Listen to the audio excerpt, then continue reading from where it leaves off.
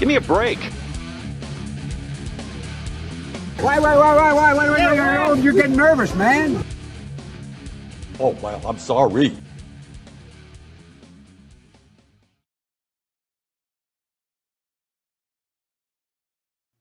All right, is this working again? Around the nation right here, Waldorf Nation. Yeah, still seem to be having some issues here. YouTube is telling me I've got problems. I have errors. YouTube is not receiving smooth streaming. As such, viewers will experience buffering. Not good. I do hope that I'm at least back. Are we doing okay in Twitch here? I don't know if we're doing well on Twitch. I think the other stream is like blowing up. It's exploding and like, but there's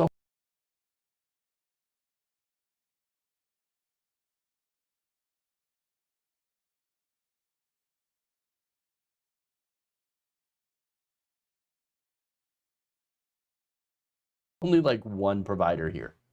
All right, anyway. Let's move on. Let's try to get through these here the best that we can. Let's go to war criminals.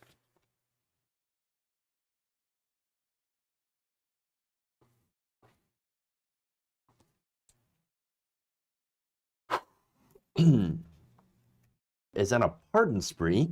With less than a month in office, of course, he's beginning to hand out pardons to his friends and allies like candy. Also, of course, some of those pardons go to appeal to some of the worst of his base. And one of the most egregious examples, private military firm Blackwater. Now, these with machine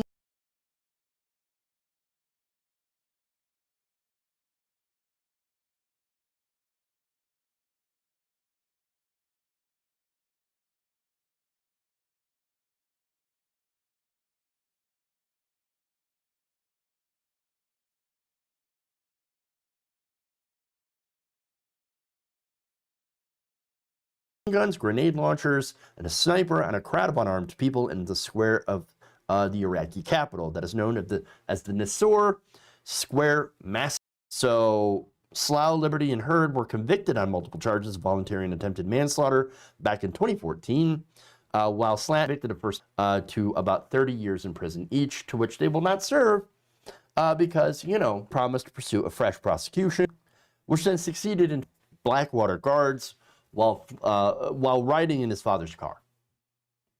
So, I mean, that's horrible. This was an innocent child, and yet his 2007 is staggering. Now, look, the motivation for Donald Trump is pretty clear, okay? Biden led the and also because Donald Trump doesn't see these people as human beings or as important as Americans, anyway. He doesn't care about war crimes perpetrated against innocent civilians. As The Guardian notes, that the pardoned crimes against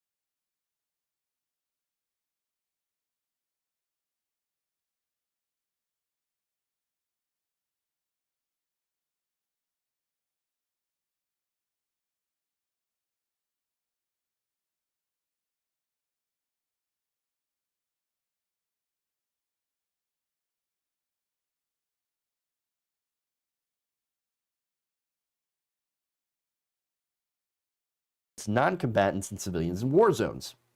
In November last year, he ended up pardoning a former U.S. Army commando who was set to stand trial over the killing of a suspected Afghan bomb maker and a former Army lieutenant convicted for murder for ordering his men to fire at 3 unarmed Afghans.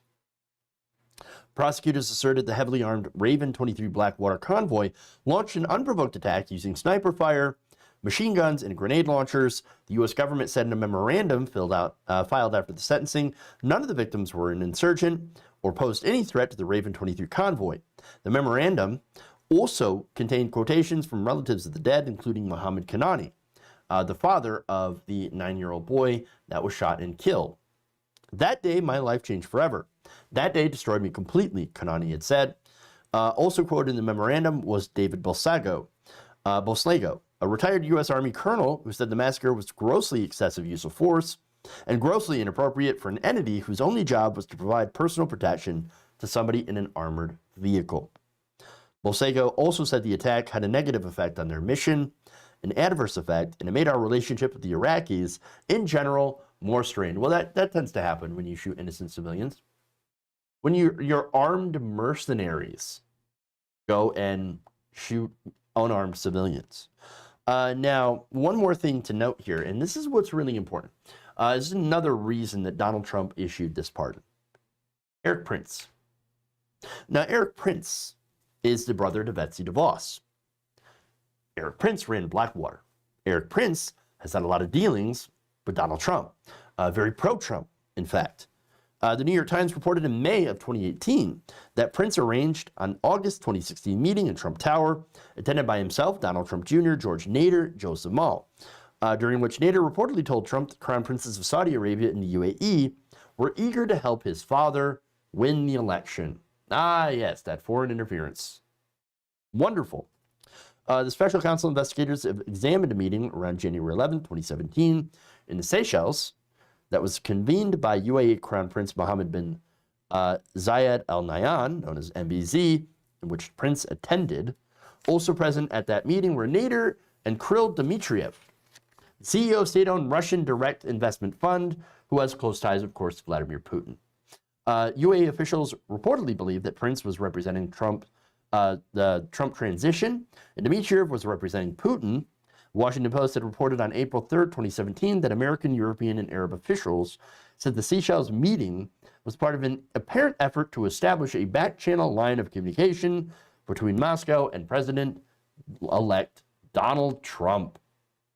So, and of course, this goes on to talking about the Mueller report, which found that later Nader had represented Prince Dmitriev as designated by Steve Bannon to meet you. I know him, and he is very, very well connected and trusted by the new team. Prince had testified to the House Intelligence Committee during that investigation that I didn't fly there to meet some Russian guy, although the Mueller report did find that he and Nader made significant preparations to meet Dmitriev, although Prince characterized the second meeting between him and Dmitriev as in a hotel bar as a chance encounter of no consequence, though the meeting was actually prearranged after Prince had learned from calls back home that Russia had moved an aircraft carrier off Libya and that he wanted to convey that the United States would not accept any Russian involvement in Libya. So, again, there's a lot of the stuff this Eric Prince is involved in. For example, House Intelligence Committee Chairman Adam Schiff announced in 2019 on April 30th that he was sending criminal referral to the Justice Department alleging that Prince had provided false testimony to that committee. And the Assistant Attorney General Stephen Boyd confirmed on February 4th, 2020 that the Department of Justice had opened an investigation into Prince. So obviously all of that stuff, look, anything related to the Mueller investigation is going to draw the ire of Donald Trump, right? So the fact that they were looking into him and that, Eric Prince might be getting in trouble, might be getting another pardon, which might be interesting here. And we can see that possibly over the next 30 days that Eric Prince could get a preemptive pardon. This could be a message to Prince. Don't worry, I got your back. I protected your boys. The ones that murdered innocent Iraqi citizens. Well, don't worry, we got them. I'm going to get you. I don't know. The New York Times also reported back, by the way, in March of 2020, that in recent years, Prince had recruited former intelligence agents to infiltrate Democratic congressional campaigns, labor organizations, and other groups considered to be hostile to the Trump agenda. Prince's efforts were reportedly conducted to assist Project Veritas. Prince also reportedly arranged for Project Veritas employees to receive intelligence training. Now, hilariously, that intelligence training did not take for members of Project Veritas for one very simple reason. The trainer had reported that that he had quit the group, or I'm sorry, they had quit trying to teach them intelligence because they weren't capable of learning. That's awesome. Prince, by the way, continued to support Project Veritas after the organization's failure to disclose to state regulators the criminal conviction of its founder, James O'Keefe, resulted in the revocation of their charitable organization status in multiple states and caused donors to withdraw their financial support. Project Veritas, by the way, has been very vocal in supporting President Donald Trump's voter fraud allegations and attempts to overturn the election of Joe Biden. So you can see through all of this, he likey Eric Prince, Trump likey. He likey the DeVos family that basically bought her, through donations, her entrance into the Trump administration as the Secretary of Education. And also, by the way, he likey war crimes against brown people. And so Donald Trump, in this pardon, again, shows how much of a disgusting person he is. And no amount of trying to do faux populism, even the call for $2,000 per person isn't going to change that. And I understand that a lot of people don't really have the time, the patience for, or really care too much, unfortunately, about things that happen outside the United States. But I think this is really, really important. These pardons are important because it shows you how Donald Trump is not great when it comes to war crimes, that he is also a war criminal who likes to pardon war criminals and is really no different, I think, from the Republican establishment on war, despite his rhetoric of, America first and not wanting to be the war president and everything like that. No, he's more than happy to allow civilians to be killed. His drone program was even worse than President Obama's and worse than George W. Bush's, which, again, you could argue that Obama left the door open for that, and that's Obama's fault. But at the same time, he took the existing program and made it that much worse. And that's what he does with all of these things. And normally he does all these things to spite libs, to spite political enemies, and to help his allies, to help his friends. And that, in this decision right now, this pardon, I think is a mixture of a lot of those things. Okay. Alrighty then. So here's what I'm going to do. I have one more story, but I think with all of the issues that we're having here, I don't even know if I'm going to get clips out of this today. So I think I might call it today until things get a little better, because I think I'm having some big internet issues here, or something technical is going on that is not good. So what I want to do is we'll come back. We'll do a show tomorrow on Christmas Eve, and I'll get to that story then, as well as other stories, and we'll kind of leave it at that. So we're going to do that. Hopefully things will turn out a little bit better tomorrow. I've got the clips. I will put those up as well so you guys can see what you've missed, and we'll do it that way. All right, everybody. Love you guys. Thank you for tuning in. Please like and share the stream, both. And check out the clips if you want to see what you missed. All that wonderful stuff. Support us on Patreon, patreon.com/Jeff Waldorf. Sorry. Force a habit. Or become a channel member or subscribe on Twitch and all that wonderful stuff. All right, everybody. Thank you, guys. Love you. And remember, change begins with you. Good night, nation. We'll see you tomorrow.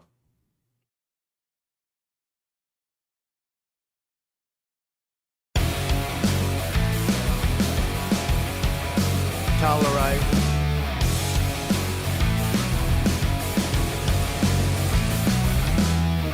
Sionites.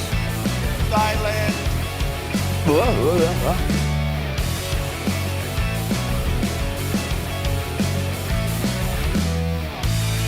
It's like a shark. NATO, except with poop.